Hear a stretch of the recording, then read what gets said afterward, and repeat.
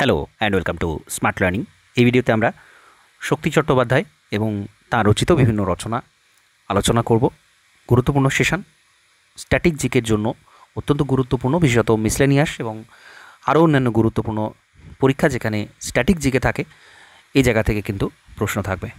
তো শক্তি চট্টোপাধ্যায় তিনি 24 পরগনা জেলা জয়নগরের বহরতে জন্মগ্রহণ করছেন 1933 26 নভেম্বর।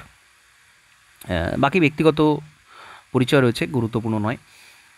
তো শক্তি চট্টোপাধ্যায় প্রাথমিক শিক্ষা শুরু হয় জয়নগর অঞ্চলে একটি প্রাথমিক বিদ্যালয়, এবং একটা সময় তিনি বুদ্ধদেব বসু প্রেরণায় যাদবপুর বিশ্ববিদ্যালয়ে তুলনামূলক সাহিত্য বিভাগে ভর্তি হলেও সেখানে তিনি ইতি টেনেছিলেন। কর্মজীবন, তিনি টিউটোরিয়াল হোম শুরু করার মাধ্যমে কর্মজীবনের সূচনা করেন। ক্ল্যারিয়ন বিজ্ঞাপন কোম্পানির কপিরাইটার হিসেবে নিযুক্ত হয়েছিলেন।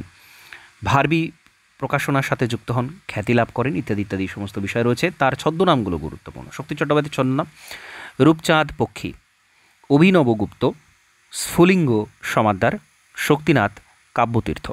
তো প্রত্যেকটাই খুব সুন্দর একটা ভঙ্গি রয়েছে প্রত্যেকটাই। রূপচাঁদ পক্ষী, অভিনবগুপ্ত, স্ফুলিঙ্গ সমাদ্দার, শক্তিনাথ, কাব্যতীর্থ, কোনোটাই কিন্তু মানে কোনো একটা প্রকৃত নাম বা কোনো কিছু বোঝাচ্ছে না, প্রত্যেকটা ছদ্মনাম বলেই কিন্তু পরিষ্কারভাবে বোঝা যাচ্ছে। তো যাই হোক, এগুলো প্রত্যেকটা শক্তি চট্টোপাধ্যায়ের ছদ্মনাম। মৃত্যু 61 বছর বয়সে 1995-তে তার মৃত্যু হয়।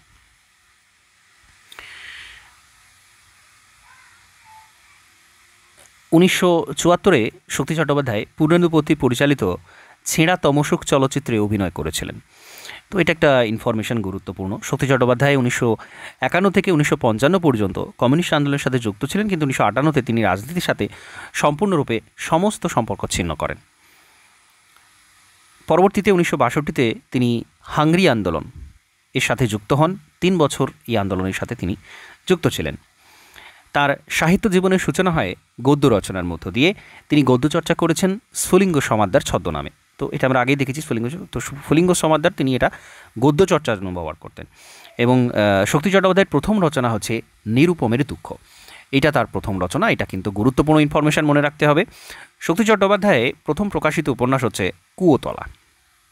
তার উপন্যাস প্রথম তিনি 1956-তে রচনা করলেও এটা 1961-তে প্রকাশিত হয়েছিল।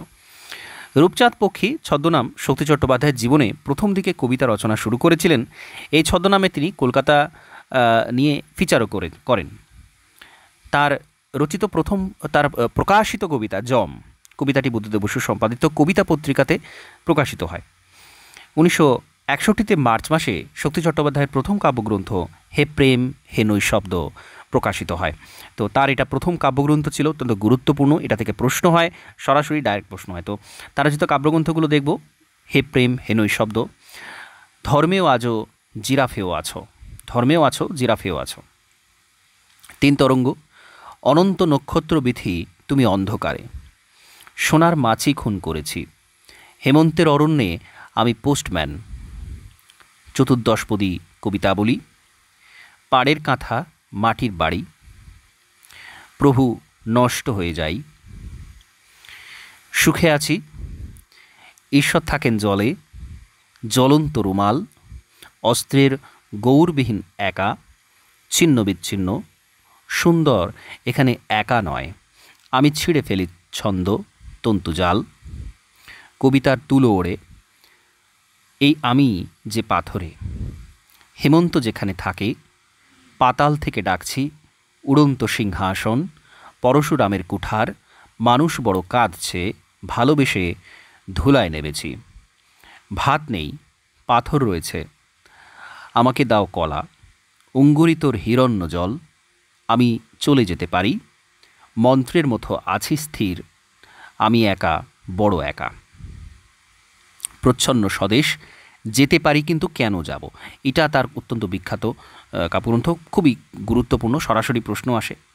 কোথাকার তরকারি কোথায় রেখেছে, কক্সবাজারের সন্ধ্যা, সে তার প্রতিচ্ছবি ও চিরপ্রণম্য অগ্নি, সন্ধ্যার সে শান্ত উপহার, আমাকে জাগাও, এই তো মর্মর মূর্তি, বিষের মধ্যে সমস্ত লোক, ছবি আঁকে ছিঁড়ে ফেলে, পাতালে টেনেছে আজ, জঙ্গল বিষাদ আছে, কিছু মায়া রয়ে গেল।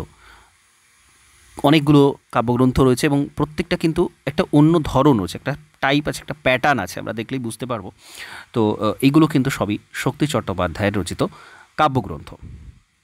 তার রচিত উপন্যাস দেখব কুয়োতলা, লুসি আরমানির হৃদয় রহস্য, অবনী বাড়ি আছো, এটা খুব গুরুত্বপূর্ণ, দুজন একাকী, হৃদয়পুর, আমি চলে যাচ্ছি, কিন্নর কিন্নরী, দাঁড়াবার জায়গা, বিবি কাহিনী, এগুলো শক্তি চট্টোপাধ্যায়ের উপন্যাস, গুরুত্বপূর্ণ। তার রচিত কিছু ভ্রমণ গ্রন্থ আছে, খৈরি আমার খৈরি, শিশুদের জন্য রচিত ভ্রমণ গ্রন্থ, চলো বেরিয়ে আসি, চলো তিতির সঙ্গে, জঙ্গলে, পাহাড়ে, এগুলো অধিকাংশই শিশুদের জন্য রচিত। তার অনুদিত রচনা প্রেমের কবিতা পাবলো নেরুদার, কুমার সম্ভব কাব্য মহাকবি কালিদাসের। যৌথভাবে কিছু কাব্যগ্রন্থ রচনা করেন সুনীল গঙ্গোপাধ্যায়ের সাথে যুগলবন্দি, গালিবের কবিতা হাসান রশিদের সাথে, এটা অনুবাদ ছিল, লোরকার কবিতা অমিতাভ দাশগুপ্তের সাথে, সুনীল গঙ্গোপাধ্যায়ের সাথে সুন্দর রহস্যময়, 100 বছরের শ্রেষ্ঠ নিগ্র কবিতা মুকুল গুহ, মুকুল গুহের সাথে কলহীন ডিকশানের শ্রেষ্ঠ কবিতা, মুকুল গুহ এবং সিদ্ধেশ্বর সেনের মায়াকভস্কির শ্রেষ্ঠ কবিতা। হে প্রেম হে নৈশব্দ, এটা তার প্রথম প্রকাশিত কাব্যগ্রন্থ, আমরা আগেই দেখেছি। তো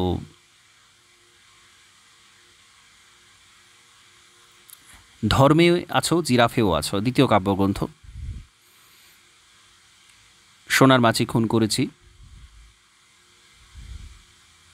চতুর্দশপদী কবিতাবলী, এটা গুরুত্বপূর্ণ, মাইকেল মধুসূদন দত্তকে উৎসর্গ করেছিলেন, এটা প্রথম প্রণেতা মাইকেল মধুসূদন দত্তকে এটা উৎসর্গ করেন, চতুর্দশপদী কবিতাবলী। তো এটা কিন্তু সরাসরি প্রশ্ন হতে পারে, চতুর্দশপদী কবিতাবলী এটা কে লিখেছিলেন, তো পাজেল করার জন্য দেয়া হতে পারে কোশ্চেনটা, এটা মনে রাখতে হবে। সাহিত্য একাডেমি পুরস্কার পেয়েছিলেন যেতে পারি কিন্তু কেন যাব, তো এটা সম্পর্কে এর আগেও বলেছি, গুরুত্বপূর্ণ। লুসি আরমানির হৃদয় রহস্য, রূপচাঁদ পক্ষী নামে এটা রচনা করেছিলেন। যাই হোক, পুরস্কার সম্মাননা আনন্দ পুরস্কার পেয়েছিলেন 1975, 1983-তে সাহিত্য একাডেমি পাচ্ছেন, রবীন্দ্র পুরস্কার পাচ্ছেন 1995-তে। তো এগুলো প্রত্যেকটা গুরুত্বপূর্ণ। এর সাথে সাথে এই সংক্ষিপ্ত ভিডিওটা এখানে কমপ্লিট করছি। নমস্কার, ধন্যবাদ।